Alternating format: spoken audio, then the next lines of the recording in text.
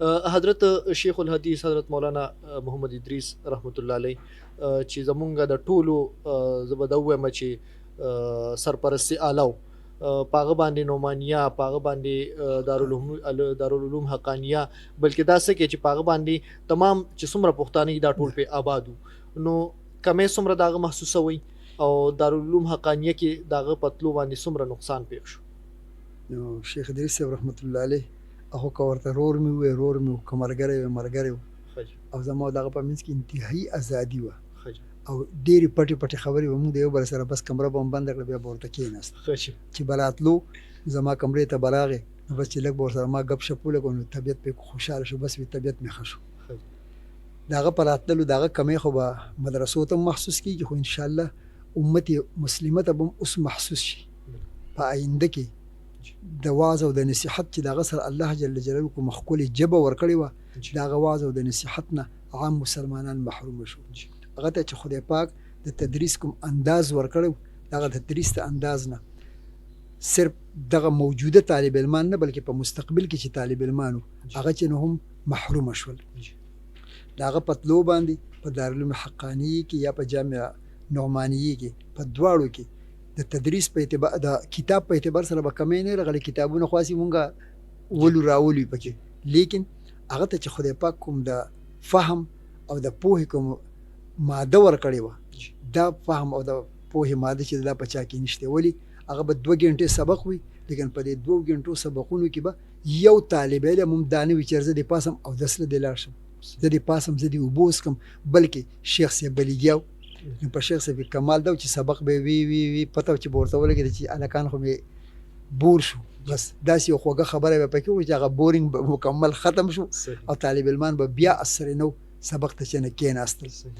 نو کمی خو زموږ په مدرسې کې هم دی په هغه مدرسې کې هم دی په نورو مدارسو کې هم دی بلکې د صوبه سرحد تمام مدرسې دا به اوس د دستربندۍ دا جلسې به راځي نو خو شیخ ادریس صاحب خدای پاک ول روحاني دومره قوت ورکړو چې په یوه ورځ کې به د 15 مدرسو د سرپرستۍ لپاره د په جلسو کې به شرکت کوو. اوس خو زه نه یم چې داسې یو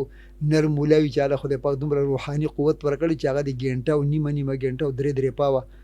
د هغه موقع محل مناسب بیان دی وکړي الله دې وکړي د انسان پتللو باندې دغه دنیا ورانیږي نه لیکن دومره ده د هغه به هم څوک به پیدا شي لیکن د هغه غونته کې به څه دی نه وي مزت الدهور وما اتینا بمثله ولقد اتا فعجزنا عن نظرائه د تلونکو خلکو نظیر بیا دنیا چې نه چاته پیش کړی نه دی بس الله جل جلاله دې د هغه کمې د دې علماء او د دې طلباء په ذریعه باندې پوره. حضرت تاسو چونکی په دارالعلوم حقانیه کې د ډیر وخت نه تاسو طالب علم هم پاتې شوي اوس پکې مدرس هم یې اکثر د طلباء چې کوم دي د دارالعلوم حقانیه طرف ته چې کوم دي رغبت زیاتی چې ردیږي کې زما فراغت د دې زینوشي د جامع حقانی څه داسې خصوصیات دي چې هغه په نورو مدارسو کې نشته. په دارالعلوم حقانیه کې چې کوم اخلاص او للهیت دی نه په نور کې به هم وي لیکن په قول د مولانا احمد علي لاهوري رحمه الله باندې هغه چې کله دارالعلوم حقانیه ته راغی نو وی به چې دارالعلوم حقانیه دا دارالإخلاص دی او مولانا عبدالحق صاحب رحمه الله چې دا رئیس المخلصین دی او دغه اخلاص په بنیاد باندې دارالعلوم حقانیه ته لکه څنګه چې محتمم مخلصو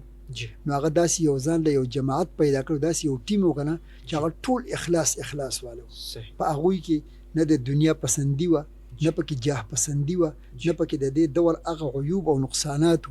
چې کوم په دې دور کې په علماو کې په طلباو کې په هغه کې شته دغه اخلاص په بنیاد باندې الله جل جلاله دارالعلوم حقانیه ته قبولیت ورکړی دی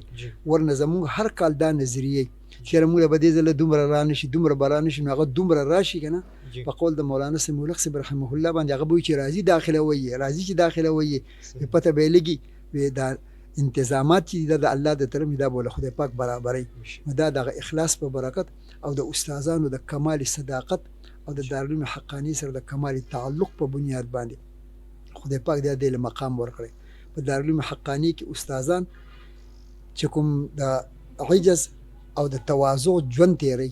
داسې په نورو مدرسو کې نشته او د هغه استادانو د عاجزۍ او د تواضع او د اخلاص په بنیاد باندې خدای پاک دا قبولیت دارالعلوم حقانیه ته ورکړی. الحمدلله. حضرت عام خلک یا چې کوم مدرسو سره تعلق نه لري نو هغوی خو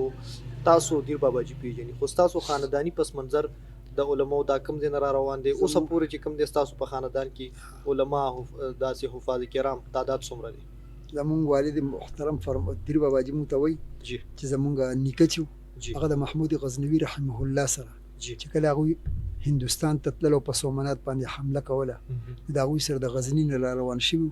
یا په دغه دیر کې د اوچ په دې مقام باندې چې کله هغوی دا فتح کړو جی هلته یې پاتې کړل بیا یې ورته وایي چې زه په مخه باندې ځم جی نو که په دلته کې آرامو جی امنو نو بیا راځه که نه نو بیا پاتې شه بس هغه چې پاتې شو زما چې هغه نیکه کوم راغلی د محمود غزنوي رحمه الله سره جی هغه الحمدلله عالم او د هغه نه پس بیا د علماو سلسله ده خج بیا مې چې کوم نیکه ما لیدلی د قاضي محمد یوسف صاحب خج هغه په خپل جومات کې وستنې ته به ډېره لګولې وه او 60-70 طالب علمان به ورسره هغوی ته به سبقونه وي او بیا د حکومت د طرف نه قاضي خو سرکاري قاضي نه و خج بلکې په خپل جومات کې به ناست او فیصلې به چې کله هغوی ته رالي نو بیا به دې ته راولېږلې چې دا تاسو چې نه د دې فیصلې وکړئ جی بیا د هغې نه پس مې والد صاحب دی جی بیا د هغې نه پس زیمه زما ورور دی جی زما وریرونه او خورهیي جی الحمدلله ټول هغه حافظان هم دي عالمان هم دي جی او دا اوس پکې لګیا دي علم کوي الحمدلله ماشاء او زموږ په کور کې سیوا زما د کور ورنه چې هغه خو پکې حافظه نه ده جی لیکن نور الحمدلله تمام څومره زموږ زنانې دي الحمدلله هغوی ته خدای پاک د حفظ قرآن دا کمال هم ورکړی دی او ورسره د قرآن او د سنت د خدمت لپاره الحمدلله هغوی پوره چې نه همتن مصروفه دي جی او د الله احسان دی په دې اکوړي کې زموږ د یوې وړې مدرسې د بناتو په برکت باندې یاره تقریبا په شمار کې خو نه دي خو ډېرې مدارس دي الحمدلله په دې محلو کې آبادي دي دا د دغې وړې مدرسې چې نه کرشمه ده دا د هغې کردار سبحان الله حضرت ستاسو وخت مې ډېر واغوستو اخري پوښتنې ته به راځم ینګ جنریشن کاغه سټوډنټان دي د کالج یا یونیورسټي یا د مدارسو طلبا دي هغوی ته به ستاسو پیغام څه؟ بس هغوی ته خو زما پیغام دا دی چې نن د تشکیک او د الحاد دور دی خپلو طالبانو ته خو زه روزانه ویم جی او د ینګ جنریشن ته هم ویم چې د تشکیک او د الحاد دور دی د اهل علمو سره د دیندارو سره دغه رنګې د حق پرستو پیرانو سره جی وابستګي اختیار کړئ چې په کوم قرآن په کوم جومات کې د قرآن درس کیږي په هغې کې شرکت کوئ جی او د هغوی په ذریعه باندې ځان د تشکیک د بیمارۍ نه هم بچ کړئ او د الحاد او د بېدینۍ او د خدای د انکار د دې بیمارۍ نه چې نه هم ځان بچ کړئ او نن دا په ډېره لویه پیمانې باندې په دې نوجوان طبقې کې روانه ده ولې نوجوان طبقه نن د موبایل باندې اعتماد کړی په موبایل کې قسمه قسم خلق راځي په موبایل کې قسمه قسم مضامین راځي او دوی د کم علمۍ د وجې نه او د خپل ناپوهتیا د وجې نه هغه ګوري بیا په هغې باندې اعتماد کوي دغه وجې ده چې د دین نه پکې لرېوالی راځي د دې نوجوانانو ټولو ته که د دیني مدرسو دي او که د عصري مدرسو دي ټولو نه مې دا درخواست دی چې د قرآن او د سنت سره تعلق او د اهل حق علماو سره تعلق د تبلیغي جماعت سره تعلق او دغه رنګې د حق پرستو پیرانو سره تعلق ساتئ الله به دنیا او آخرت دواړه ښایسته کوي ان شاء الله حضرت یو وارې بیا زه ستاسو ته حیات شاکر یم چې د خپل قیمتي ژوند یو څو قیمتي لمحې هم د همراز پاډکاسټ په نوم کې ډېره مننه مو کوم الله دې تاسو خوشحاله کړي الله مې عزتونه نصیب کړه ستاسو په راتللو باندې ستاسو ډېره شکریه ډېره مهرباني بالکل قدرمنو کتونکو اوریدونکو دا ما سره شهنشاه تدریس شیخ الحدیث حضرت مولانا سید الرحمن صاحب چې دا د دیر باباجي فرزند ارجمند دی زه به د خپل پروګرام اختتام په دغه یو شعر سره کوم او شعر به زه حضرت ته ډالې کوم چې ځینې خلک د په کتلو ورته سترګې نه مړېږي په کتلو ورته سترګې نه مړېږي ځینې خلک د ګلونو په مثال وي ښاد آباد بریالي راته اوسئ د لوی الله په امان